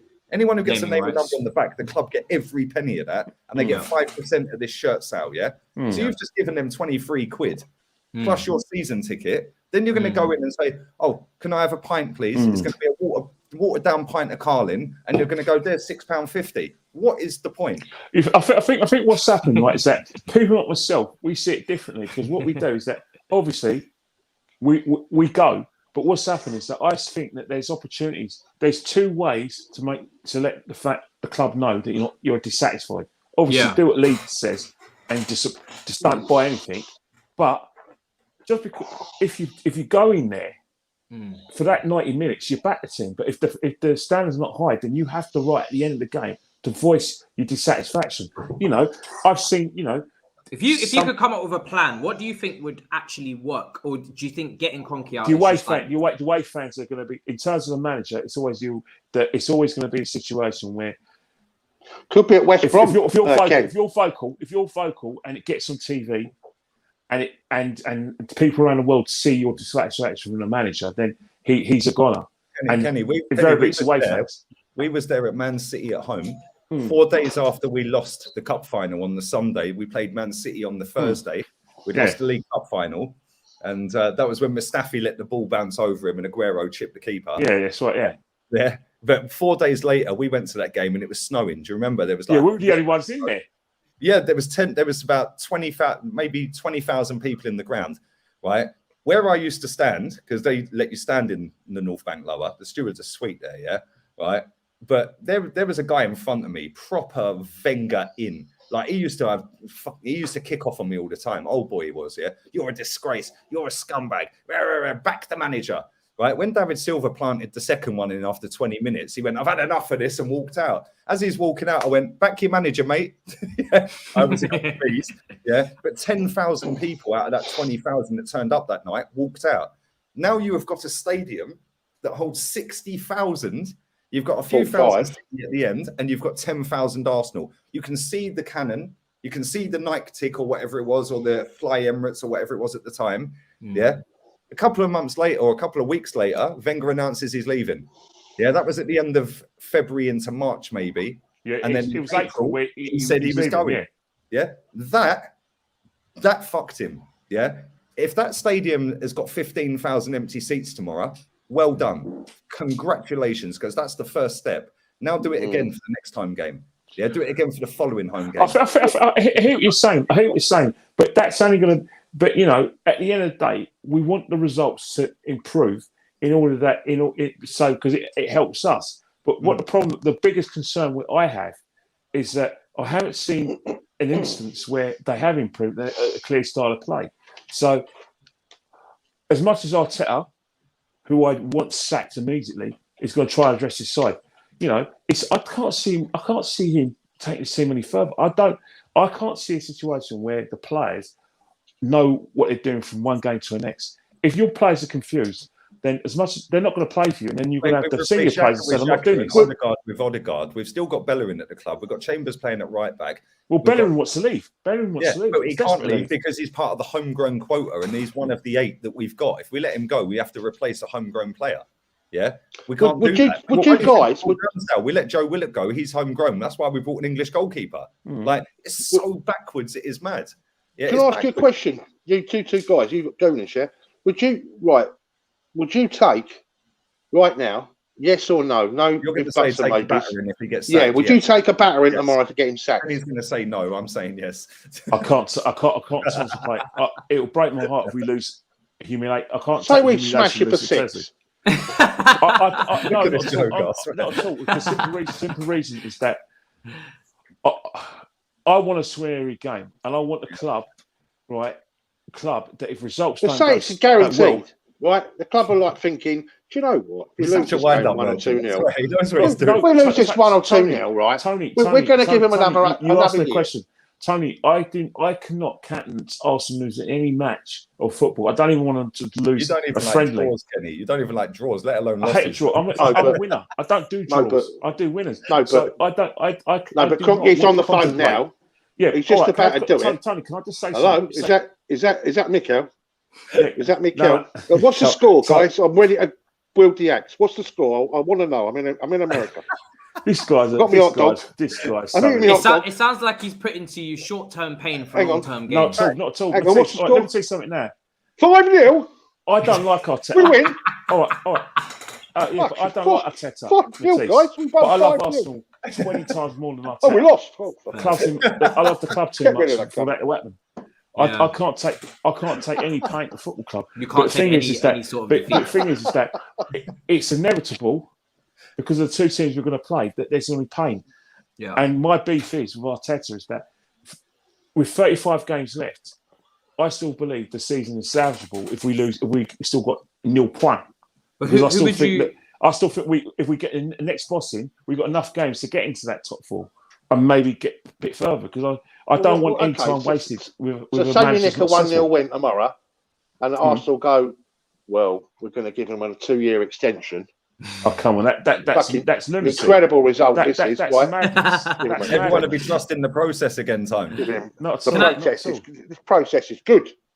Not at all. That'd be here's another 35. Right, 35 Tony. Akinbaye. We're hearing Akinbaye's available on a free, but we can pick him up 35 mil. That's a good deal. I'm up for that. Edu, where are you? Meanwhile, Edu's on his jet skis. Edu's on his jet skis. You guys hello, Zach Cronkey. We'll take him. Oh, fuck off. You guys bought Denver Bar under the Abramovich thing, and you bought Jeremy. Didn't do much, did you? We did. They paid 30 million for drink water, mate. He's still there. 40 million, by the way. Don't undersell him. We spent. We'll give him if you want. Yeah, we'll give him a drink water. Give him. How many games did Mark Schwarzer play for Chelsea? Probably a handful. Actually, no. There was a time where we had an injury. I think he played in the game where you stopped Liverpool win the league. Yes, he played at Anfield. Yeah, so did Callas. Yeah. He played a big game. Oh, Callas. That's worth every penny. Worth every penny. Yeah, worth every penny, mate. That was facts. A bit of business. Well, yeah, because that's part of your transfer budget. I'm gonna ask one more question. Baba Ramen noodles. I call them. Yeah, that's another one. I mean, what are you going for Barkley? You could probably get him for 50, probably 20 mil. Do you think? We should do a yard sell, Tony, and see if we can ship off some of these players to Arsenal. No, we already had checked. If we set up a stand, fucking direct line, mate. That Edu. Fucking want a direct line at Edu now, mate. There's only 2 people I'd take, 3 people from your club that I would take right now: Marina, the manager, and the owner. Other than that, I don't want any of your players. How good they are. Just our club, then. No, you just want so you basically just want our entire club. Just want our club set up, yeah. Listen, what we'll do is Tony will set up a stand instead of lemonade. We'll do like players, and then I'll set up I the am going guitar to have a player outside the I'm on a Emirates. direct line to fucking that Eddie, mate. He's fucking quality, mate. I fucking make a few quid out of that. I'm fucking on the phone. I've got some quality here, Eds. What is it? My God. It's like a guy called Bakayoko. Is he still at the club? Is he still He's a He is still at the club. international. 35 mil we paid for him, but you can have him. You can have him. Oh, you bought it from Monaco, isn't it? Yeah. I can He's been loaned out for loan Chelsea have fees, about and he's about to go to AC Milan for what, 20 odd mil? I don't know. Yeah. But How? Chelsea How have does that about work? 311. How? We have a woman called It's the only Maria. fucking thing. It's money laundering, mate. Trust me, there's money laundering going on here. They've sussed us. They've sussed us. Allegedly. Shut this stream down now. Shut the stream down. Shut this stream down now. Roman, get us out of here. Everybody put your hands up. Stop talking. Before we wrap up, I got one more question on the Arsenal side, and obviously then we'll do predictions and we'll answer your super chat, Ryan. But Kenny, obviously, it seems like I know Lee as well. You guys want your manager out. Who would you replace him with then? Is there anybody that you think it's realistic that you can get now that you want? Well, the thing is that when you're a big club like Arsenal, things like realistic and you get, I don't buy that. I've still got, and it's not a Cinderella kind of view. The best, a big club should be able to attract the top managers, because that's what football fans at Arsenal sold. People. I know Tony's probably going to say Eddie Howe. Got Premiership experience, but I don't want him. Well, have you noticed over this weekend, Kenny? I want Conte, who's won titles at Juventus and Chelsea and Internazionale. I want the best. He's the best available. But I just say so about Eddie Howe. We deserve the best. You do. Kenny. Maybe you do. Mate. You deserve the best. You do. Maybe. Can I say though? Eddie Howe's gone in to favourite now. You know that, didn't they? He's jumped above in the last 48 hours. Eddie Howe has gone straight to the top of the list. Odds on. Oh, really? God, I wish he took the Celtic job now when it was available. Can I say on Conte though? Conte is, because we've had him at Chelsea. Tony will know, right? He's a very emotional, demanding manager, and what I mean by that is that he's a born winner, as you saw at Inter Milan, but he demands success instantly, and the only way he's going to get that is if you back him. And when I say back him, I don't mean just spend money. I mean spend money on the players. We're big spenders, aren't we? We will back him financially because we. The issue is we'll back him financially. The only issue is though, your transfer model over this summer seems to be signing young players that you think have potential. And Conte wants 36-year-old Ashley Young and Kolarov, and he wants now, like he wants old players. Yeah, but he wants to finish but look what happened that works. Because Inter Milan, or as Kenny would call it, Internazionale Milano. They won the league. He came second by 1 point and lost the Europa League final in his first season. He closed a 20-odd point gap to Juve. Second season, he walked the league. But apparently somebody said, I don't know how much he actually spent, but somebody put in my chat earlier on the stream I was doing with Tone earlier and Eunice and Tom, that he spent 350 million in 2 years. But then now they're in financial difficulties as well. They're in about £600 million debt. Yeah, that's what I'm saying. So it doesn't really align with the trajectory that you're going in terms of. You say the thing is, people talk about trajectory. The theme of this argument is that you talked about the first part of the show was how we've been the biggest spenders. Now you talk about limits in our spending. Well, wasn't the show about Arsenal outspending Chelsea over the last 4 or 5 years? Yeah, and that in terms of what we bought, we spent 132 million. So clearly, money's not object. There's pots of money at Arsenal. I don't know if you're going to spend. I don't know. You seem to be spending on players where you can get resale value. Potentially, that's what you're hoping for. So apart from William. So it looks like you're spending. Well, that was a new contract. I don't know what the hell happened. And Rob Holding is worth 50 quid no matter what contract he's on. But when you signed Rob Holding and you signed Callum Chambers, you thought they were going to be something. You thought they had potential. I did. All right, guys. Well, not you, but the board. So it seems like you're signing players for resale value. All right, Conte, when he first. All right, you talk about in well stars. Respect to that. But Victor Moses is one of your best players when you won the league in 2017. You were trying to get rid of him even then. You had him on loan at Liverpool. They just sold him, Kenny, for 5 million 9 years later. Gary Cahill. That is how good Marina is. Gary Cahill was a jobbing defender at Bolton and Sheffield United and Villa. He won everything. He even won the boat race at Chelsea. Come on, it can be done. Can be done. Can be With, done. of a manager, a top manager of that caliber. if not If he Conte, can He's get at Bournemouth now, Moses isn't to be it? your best player, and he can push do it without Conte out players. the equation, Kenny. Who else would you go for? Yeah, Who's who your else would second you want? choice? Ten Hag is my dream. Ten Hag of Ajax is my dream. Because Okay. if they were to come, of Arsenal Football Club and the trusted journalists and wannabe journalists went up to me and said, right, trust the process, and they said Ten Hag went, I'm sold.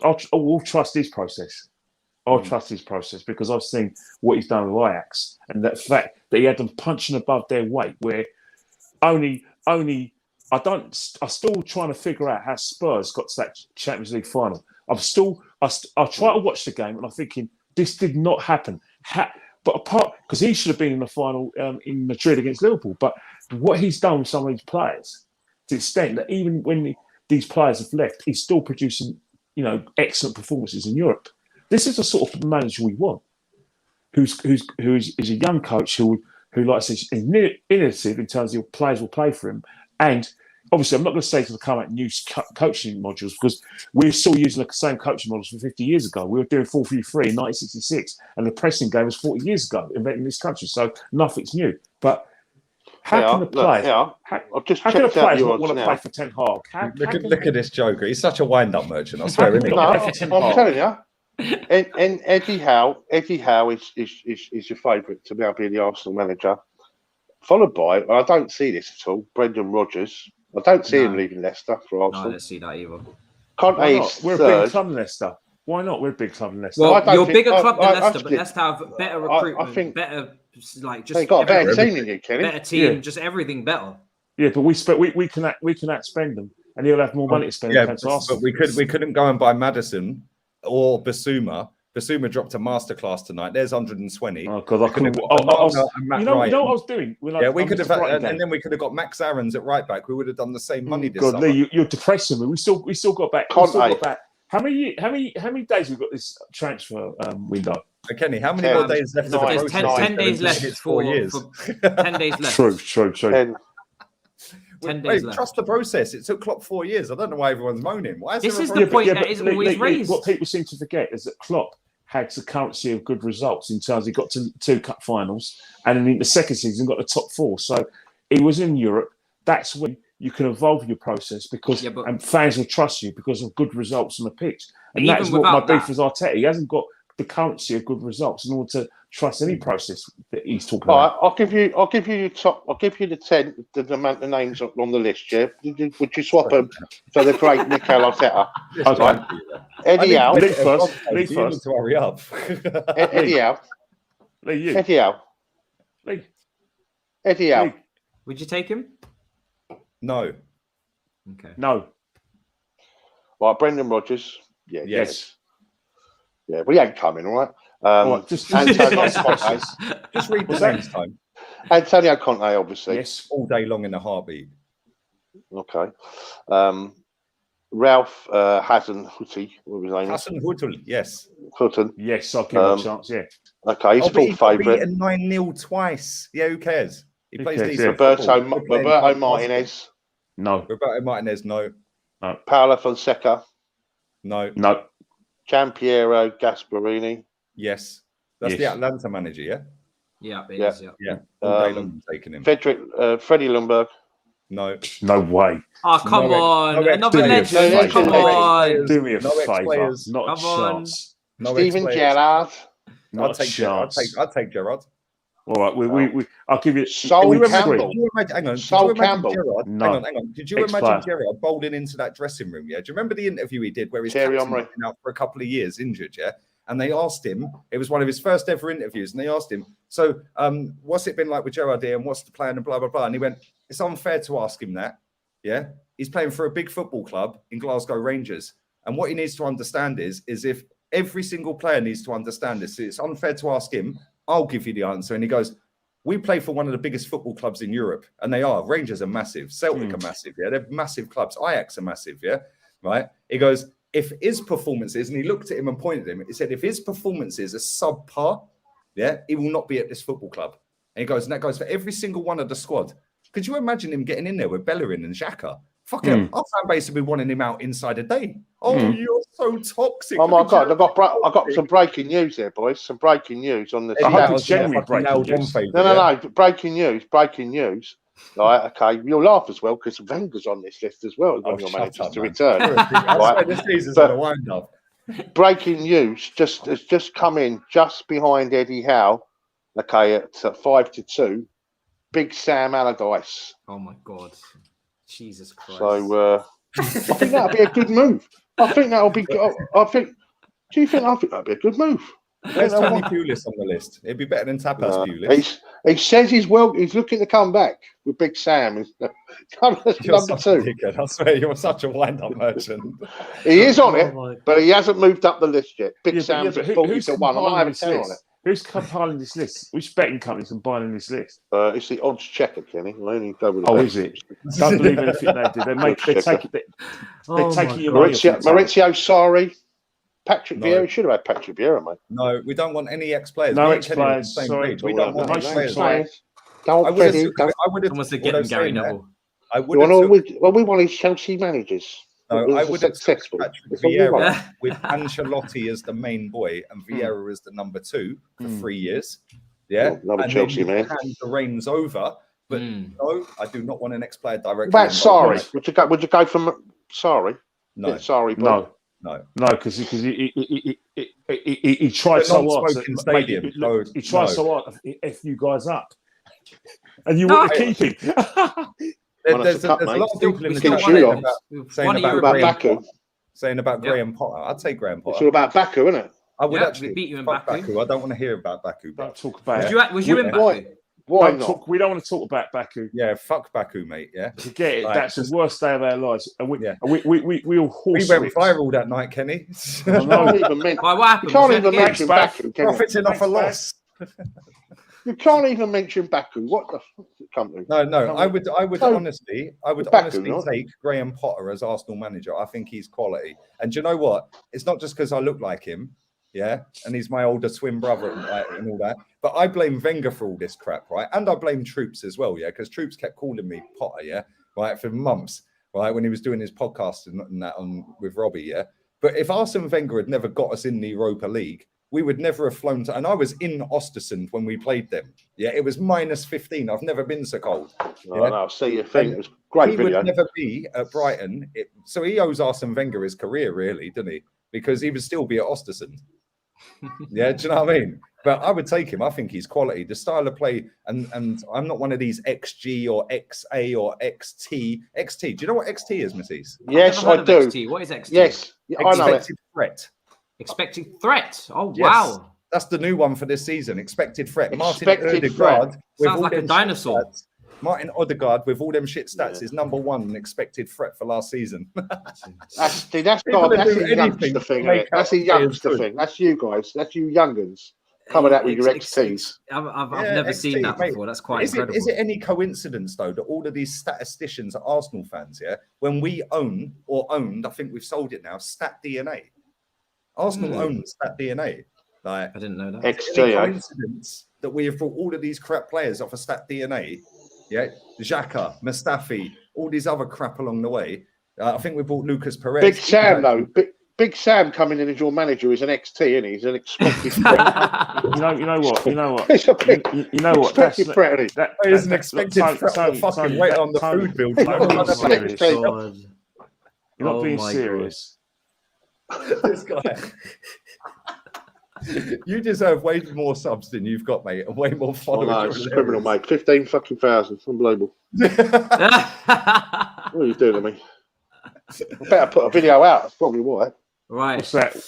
We're gonna wrap up soon. I know Matisse, can I just say, right, there was a great comment in the chat and you didn't pin it. Disgusting. Right? Which one is it? I don't think I can. It's miles away. You ain't gonna see it now. It was ages, probably about 20 minutes ago. He said, big up to Matisse, for hosting this show with 3 big personalities. I don't know whether we're big personalities, but I think he meant like in terms of we overpower. Yeah, I'm sorry. I'm sorry, Matisse. I'm sorry. No, you're good. You're good. You're good. You won't have me on no more, will you?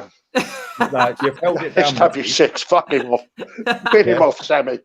You've held it down, Matisse, and it's flowed, and it's been hilarious. So big up to you, credit to you, man. Well done, yeah, Matisse. It's nice to meet you. But what I would say to a lot of, I'll leave you guys with this, and I hope I don't wind up your fan base, and I hope Tony doesn't interrupt me. Matisse, you know what's coming. You don't know what's coming. Come here, little Shields. Tony, I'm talking now. Keep quiet. Let me remind you of one thing, right? Arsenal are playing European champions. They're not playing league champions. You didn't win the league. You're not the best team in the country. Man City are. So the way you guys are going on, like we got to get the horse and carriage and clap you off the field. I want no it's not happening, mate. You haven't won the league yet. And when you win the league, and if you don't win the league, I'm going to go to every Chelsea supporter. I'm going to zone and mark you. I'm going to follow you, even when you go shopping. I remind you of everything you've said this season. You better win this league. You better. But listen, European champions is just as good. Clapping the Chelsea team bus in the Guard of Honour then at the protest. Like, well done, the European champions are coming. Was that actually something that was going to be planned? What I'm trying to say, well, it wouldn't surprise me. Mikel Arteta fucking controls this fan base like lemons. Like, clap for Villarreal game because it's our biggest game, and then we got knocked out. Yeah, like my advice to any Chelsea supporters going down here tomorrow is get down there for the parade, the protest, and let's clap it. Give them some moral support. If all the Chelsea fans stood there and said, "We want you to stay," yeah, that would be funny. We sing that. We do sing that, don't we, Matisse? Yeah, he said that with Wenger loads of times. We said that with Wenger. We want you to stay. When it gets we want you to stay.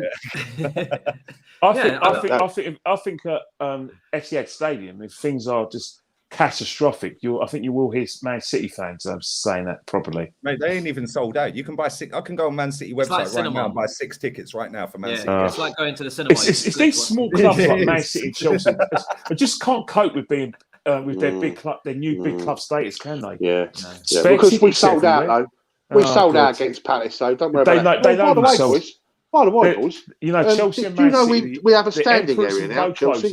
Yes, we do have a standing area now. You know we have standing at Stamford Bridge now. Yeah, and guess what? Nobody was fucking standing. They were all sitting. That's not true.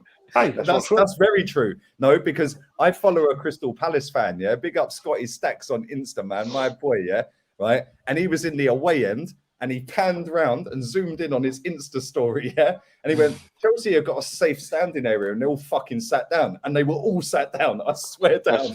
Yeah, well, that was probably I think the stewards had something to do with that, didn't they? Yeah, probably sat to do that being half time. Let's do that. There's a few gaps. Let's show that bit as well. Listen, my season ticket is right in the corner bit, right next to the shed. I know that whole fucking end was standing, mate. Listen, we'll be standing at your place tomorrow, mate. And I hope we, you know, if I was an entrepreneur, Lee, I was thinking about this one actually. I was thinking about this.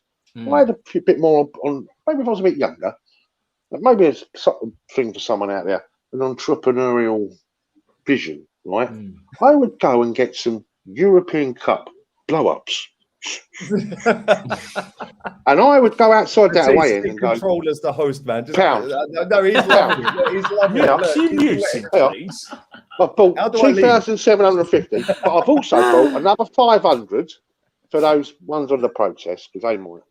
Like 500, Tone. You've gone about 400 too many, mate. Yeah. This is for the 15,000 at Ania. We'll just fill those areas up with European Cups.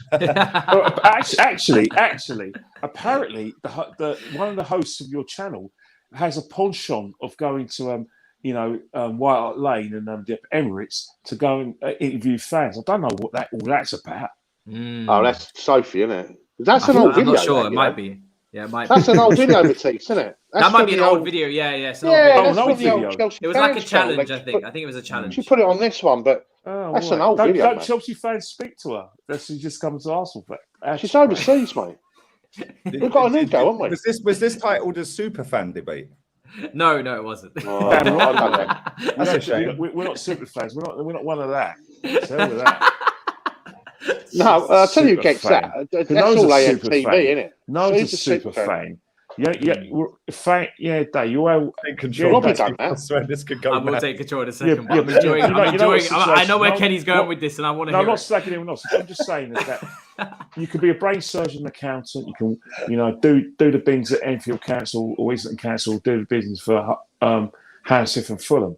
But at the end of the day, for those 90 minutes, the Arsenal is more important than your wife and kids, your mum, your dad, and everything. Winning is all that matters. Yeah. And I'll tell you one thing: the cat is going to get kicked tomorrow if we lose tomorrow. Kenny, Do you actually have a cat? No. Okay. I know that's an expression, but I was like, I bet he has a cat. I don't have a cat. I'm scared of dogs. I was like, he's going to kick his cat, isn't he? PCA, mate. Kenny Ken. He's a big king with big arms. Fucking strangling a cat. No, I think it's an expression. What I'm trying to say is that this game is so massive, it's so vital for our morale that we've got to win this. We can't. A draw's not going to be good enough. We've got to beat you. We've got to beat you. If we want to win the title, win, lose or draw, football is all that matters. The winner. Football's the winner. I'm going 4-0 Chelsea, by the way.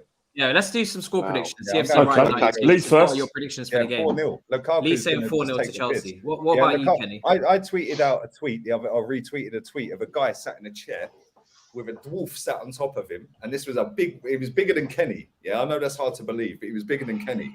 And he had a dwarf sat on top of him, and he was just slapping her. Big bloke. Somebody put Lukaku against Ben White. Apparently, Ben White's been diagnosed with COVID. Yeah. Oh, is this actually true?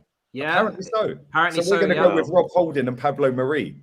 Yeah. You know the situation. I think this is a potential show because this is a very important issue, and I'm only going to take a minute, so I'm not going to, what I'm trying to say right now. I've got a vlog to edit, lads. No, I was thinking of you, Lee. I was thinking of you. On a serious level. And I could do an hour max. We're on 141. But I'm only going to be 32 seconds. Serious issue, right? Go on. The amount of footballers, who are getting COVID, Darlow, three of our players now, Ben White.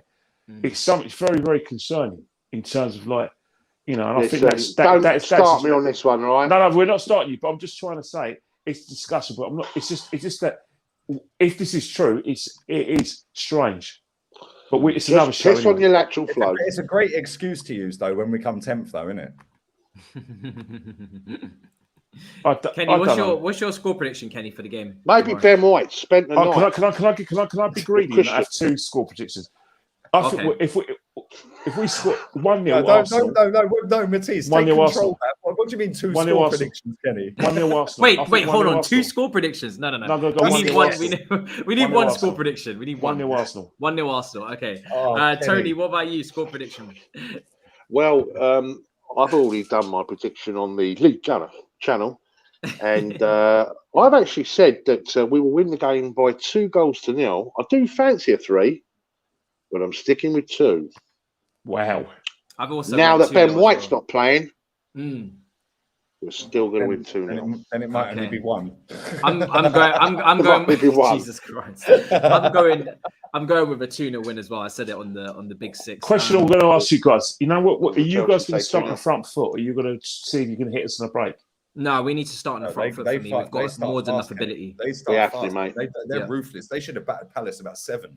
Yeah. Now with Lukaku up front now, and I expect him to start, I think, as well. You've got a bit of conundrum, haven't you? With Alonso. Alonso's actually coming in a bit of form. And then you've got Chilwell, who's the England Alonso's a good player. I don't get left why back. Chelsea fans slag Alonso off. He is a good player. He's a great player, mate. Yeah, he's a good player.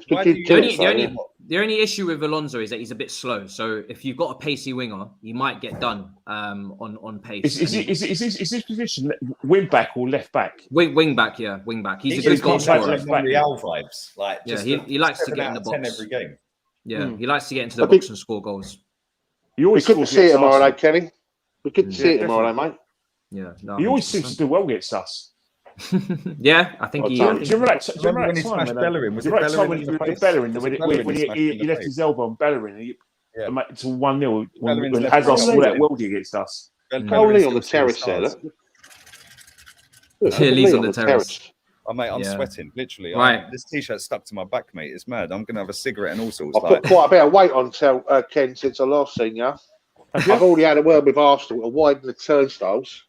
They're doing that for me. Hey, they might put you through. They might put. There's actually Hey, mate, Tom, they'll charge you an extra 50 quid for the privilege for that, mate. Jesus Christ. There is actually a wheelchair, wheelchair access. You may be able to fit through them. I'm very happy about that. That was the entrance that the Cologne fans stormed the stadium. Yeah, is that right near the away end, Ken? Is that right near the away end? Yeah. No, is that near the away bit? No, yeah, they did disabled bit. Yeah, near the away end. I think so. Yeah. Yeah, but I think it's the Cologne fans were in all parts of the stadium. I think it's block 26. Is it block 26? And then it's it goes isn't into it? the clocking. Yeah. 26, John Terry. Exactly. Facts. Legend. Captain leader legend. We're gonna wrap up. We're gonna wrap up, people, because this has been a long stream. Yeah, big up to everybody in the chat. There was thought he was coming for an early night as well. Look at him. there was about 1,000 of you in here at one point as well. So make sure you smash up the likes. Probably think we're mad. They I absolutely was say you've done a fantastic job. It's your first show. It's been very exciting. Nice getting know you. I know you work. I'm sorry if I've been too much, mate. Not a problem. No, you've been brilliant. You've been brilliant. They love you. Do you do the top 6 show with Turkish? I do. Yeah, with Turkish. Yeah, yeah. I'll watch that. I'll start watching that as well. Now you're on it. So it's good. I watch that, mate. So I like watching that, mate. Appreciate it, man. I really appreciate it. It's been a great show. I've enjoyed our time together, mate. 100%. You too. It's good to meet you for the first time. Obviously, I will be zoning marking you if you don't win the league. So, I'll be all over you like a rash. And you, Tony. Listen, you're built ready for the game, but the Arsenal players, like I said, they need to let's see what. Do you think I can play at centre half? I'm over 6'4". You might actually have to stand in for Ben White. You might have to stand in for Ben White. I'll actually go up for header with Lukaku. I actually fancy me chances against him. Actually, you know that. Okay, I think you should play, Ken. Go for it. Get your boots out, Ken. Yeah. Dust them off. Yeah, dust them off. Jez last night on the podcast. Jez last night, very quickly. I know you want to wrap this up. Jez last night on the podcast brought a book out that he had, an Arsenal book. I can't remember. Was it the Arsenal, whatever it was? Yeah, and it was our history from all the way starting from founding all the way out to 2018. And he said that was it Bertie Mee, that manager, was it 71 around that era? 71. Yeah. 71. Any player that got sent off had to clean the dressing room, and mop the dressing room floors and clean all of the players' boots for a week. Yeah, for getting a red card. Could you imagine Xhaka cleaning the players' boots? Yeah. Oh, here you go. Here's Aubameyang's boots, mate. Clean them. Yeah, could you imagine? That's classy Arsenal standards and tradition. Yes, as soon as we take badge. Yeah, and there should be a song, Bertie Mee sit the Don Reeve. Have you heard of the Watford Rookery? Remember that one, Ken? And the one thing I think you're a bit older than me, Tony. I don't think so, Kenny. Don't start putting that one on me. Bertie Mee used to wear the Arsenal blazer. Yeah. Arsene Wenger used to wear the Arsenal blazer. George Graham used to wear the Arsenal blazer. Unai Emery used to wear the Arsenal blazer. This guy's bouncing around in Prada thinking he's Pep Guardiola. He's got all the arrogance of Pep, and all the tactical nous of Pulis. Yeah, but you know Enrique, I don't know what it is. I think with our Iberian cousins, I think they look like models. I mean, the hair's all in place. It's a wig. They've got impeccable features. The ladies love them. He's like something out of Thunderbirds, isn't he? Like, what it's Arteta for his conference, right? He comes in. Oh, Thunderbirds. You're taking me back now. Do you remember Danger Mouse as well? Danger Mouse was a classic. Danger Mouse was sick. Danger Mouse was a classic. Right. Before we go into, we're going to end up going into like past TV programs. Yeah, let's go, man. I won't let us do that. Let's go. But it's 11 o'clock at night in Spain. A bit of a colour, isn't he? Hey, mate, it's 11. Mate, I am so tanned. Like, you can't see it because of the light. Yeah, I am so. Hey, can I come over, mate? Can I come over? Come over whenever you want, time. Yeah? Always a spare room here for you, mate. Yeah, we'll just go down the beach. Yeah, we'll just chill for a week, mate. Like flights now. Love that. Well, don't bother. It's on the red list as of Thursday next week. Lee, let them know where to find you as well. Your link is in the description for your channel. Big up, man, for coming on. It's been a great stream. Let them know. No, come on, it's been lit. It's been lit, and it's 11 o'clock at night out here. And we should do more of this crossover stuff. Yeah, come on. Hey, Lee. So I won't miss match of the day. So that'd be good. But if any of you guys boxing fans, Pacquiao fighting. I'm not. Well, I do dibble, and I'm a casual. I'm going to keep it completely. Casual boxing fan. I'm a casual. I'm a casual. I asked that question because I wanted to find out who were true boxing fans. I just found out. No, I'm a casual. Straight up casual. Yeah, Does Kenny? Kenny? Do you have a channel? I don't have a channel. I'm basically like a guest, an executive guest, and I'm the star billing on a lot of people's channels. Okay. And I'm such. Kenny is the star. Yeah. As used to be Kenny. As you probably worked out, I've been I'm blacklisted for quite a few shows, so I'm always grateful for the invite. Wow, I didn't know that. It's true. I had no idea. Club, that's because of me as well. Tony, let them know about your channel as well, man. You obviously. Yeah, absolutely. Well, I'll tell you the truth, right? Okay, the channel is on YouTube, Chelsea SW6. Truthfully, I've got 15,400 subscribers, but I've done no videos for about 6-7 months. And the reason for that was my dad dies, and I can't be asked. Yeah. Sorry about your dad. I'm going. No, that's fair enough. Thank you. But I've also got but I'm starting it back up. I've been in a lot of other ones, though, and I like Claude and the Bansters and obviously CFC Fans TV and etc. sort of thing. But I'm starting it back up. So massive respect to everyone that stuck with me because no one's actually gone. Maybe when I put my first one up after so many times, about fucking 1,000, I go, fuck off. You know what I mean? One of them ones, who knows? But a mega respect to everyone, much love. And I've got a Facebook group which has got 112,000 members, which is updated every day. I'm always constant on that. And I put videos on that, funny enough, stupidly. And that's Chelsea SW6 too. So Chelsea SW6 Facebook and YouTube. Perfect. So, guys, make sure you go and subscribe Chelsea SW6 on YouTube. Like the Facebook page as well. Go and subscribe to League Gunner, and you'll catch Kenny Ken on there all the time as well. I'm dropping a vlog probably about 1 a.m. my time because I'm forever editing. So check out More League Gunner. Oh, that's a good blog as well. You know, the More League Gunner one. Mate, the quicker we get that up to 60 odd K, the quicker I can fuck Arsenal off. Never, Lee. Lee, you're going nowhere. I'm not having Arsenal fans leave this country. I don't want you to miss out on our return back to the big time when we're winning Champions League regularly and winning a title on a regular basis. Yeah, you know, we're going to be beating small clubs like Chelsea. Big up all guys, make sure you smash the likes, guys. Make sure you smash the likes. Make sure you subscribe. The link to my channel will be in the description as well. Thanks for joining us. Like I said, it's been a great stream. There was 1,000 of you in here at one point as well. So make sure you're showing the video some love in comments as well. And I'm sure we'll be in there replying to you as well. People, I'll be in a bit as well. Lateness and Greatness Gang has been featuring. And thank you so much for having me here on this show. First time on here as well. In a bit, people. Peace.